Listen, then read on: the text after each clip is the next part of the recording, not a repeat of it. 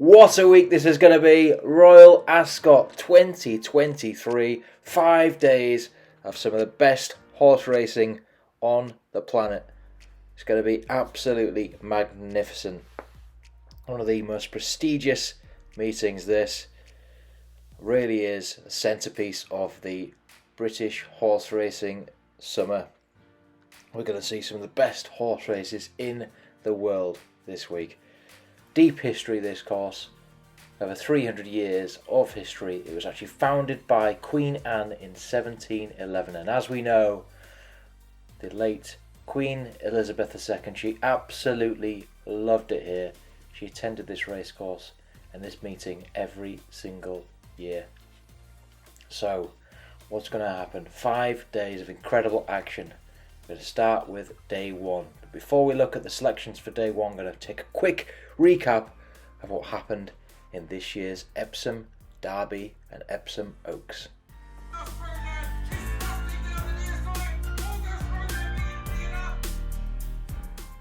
So, sensational win for Auguste Rodin in the Derby. That was one of our selections here.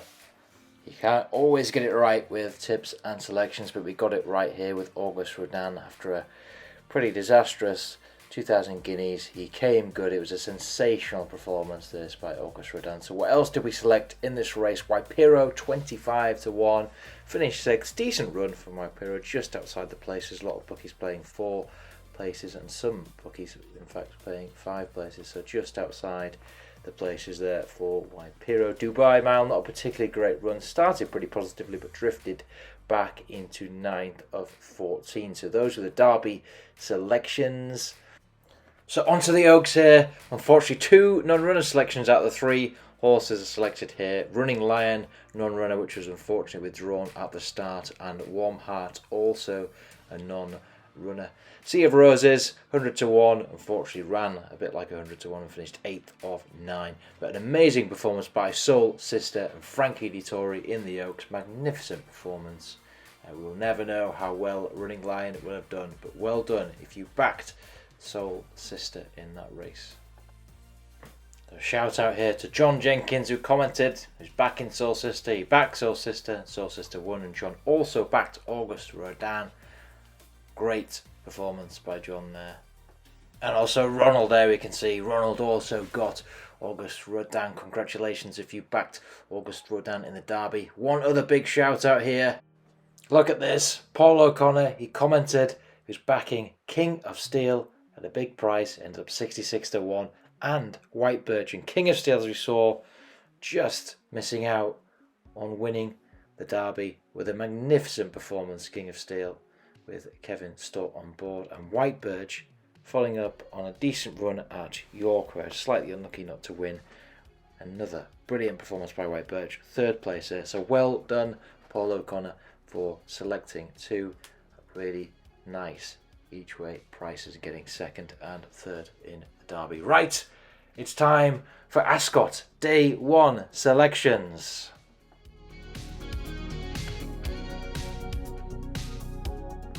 So the day starts, the festival starts. Day 1, 2:30, Queen Anne Stakes, over the mile. Really interesting race, this one. Co-favourites as things stand between Inspiral and Modern Games. A lot of people will think this race is between those 2 horses. Inspiral will be ridden by Frankie on the day. Modern Games, William Buick. But I like this one at a bit of a price. 25-1, Spencer on board, Light Infantry. Ran reasonably well in France at Paris Longchamp back in May. Finished 2nd that day by a head, was unlucky not to win. In fact, not a particularly great run at Newbury in May as well. Finished 7th of 12. That race was in fact won by Modern Games. But I do like this horse. I think it's got some potential to outrun those odds. If he gets it right on the day, I think he will have a really good chance of hitting the frames. At 25-1, Light Infantry. Another selection for this race in the 2:30, Angel Blur. Huge price. I think whilst it's unlikely to win at that price of 50-1, I do think it's worth a little each way punt. Won last race out at Haydock Park on the 13th of May. Pretty poor run over in France before that. at the start of April. And a bit of a mixed 2022 for this horse, but it was incredible. I mean, some amazing wins in 2021, including winning over in France a couple of times, winning at the glorious Goodwood Festival. So it certainly has potential. It's a bit of a quirky horse, but if he's on a good day, he will give you a good run for his money. Let's just hope it's one of those good days this coming Tuesday. Quick message from Frankie Dettori there. He's saying, please subscribe. Cheers, Frankie. So we move on to the Coventry Stakes. 3:05 start for this one. 2-year-old horses over the 6 furlongs. I like this horse. It runs in Auguste Rodin's colours. It's trained by, of course, Aidan O'Brien. Will be ridden by Ryan Moore. The same team. River Tiber run really well last time out over in Ireland at Naas. Pulling away superbly. Great turn of foot. Actually, Ryan reminds me a lot of Auguste Rodin in the way he runs.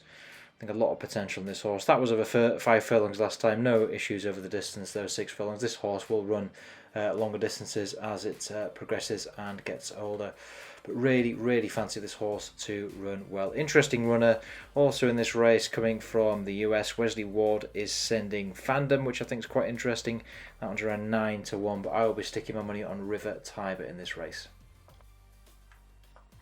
3:40 then, the King's Stand Stakes. I think this could be magnificent. Over 5 furlongs, blink and you miss it.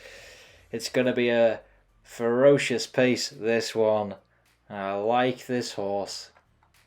She's been an amazing, amazing racehorse, this horse, and I still think there's more to come potentially. A Highfield Princess didn't win her last start out at York, but it was still a really good performance over 6 furlongs, finishing second to Sir Blue.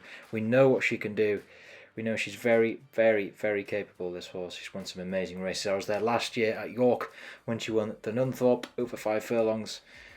Also had some really good runs. She ran at the festival at Royal Ascot last year, finished 6th of 24, but that was over 6 furlongs. I think she is better suited to 5 furlongs, although she has won over 5, 6 and 7. So I've got to go with Highfield Princess. But this race is really, really interesting. You're going to have runners coming in from the US. Twilight Gleaming is in there. You've got Cannonball from Australia. Fascinating race. It's going to be ferocious. Hold on to your hats. Looking forward to this one. King's Stand Stakes 3:40, day 1. Okay, then we move on now to the 4:20 St James's Palace Stakes. And what a race this is going to be. Chaldean, after winning the 2,000 guineas, goes up against Paddington, who won the Irish 2,000 guineas. Super, super exciting that both of those head the market. Chaldean around 2-1, Paddington around 9-4. But I like this one at an each way price. Royal Scotsman. Fancy this horse to push on a little bit and do a little bit better this time out. Yes, Royal Scotsman struggled last time out. 9th of 11 over in Ireland at the Curragh when he went off at 6-4. But previous to that, 2,000 guineas run was really good. Finished 3rd that day at 11-1. 2.25 lengths behind Chaldean. But I think there's more in the tank for this horse, Royal Scotsman. I feel at 12-1. Really, really nice price there. I do think he can spring a surprise and at the very least get in the frame at that price. So I like this selection, 4:20 Royal Scotsman. So those are the tips. Thanks for watching. Good luck if you're having a bet. Let me know what you're on in the comments below. I think Royal Ascot is going to be a magnificent week. I'll be there at the end of the week on the Friday. I hope to see some of you down there. In the meantime, best of luck, and we'll get another video out very shortly on day 2. Catch you again soon.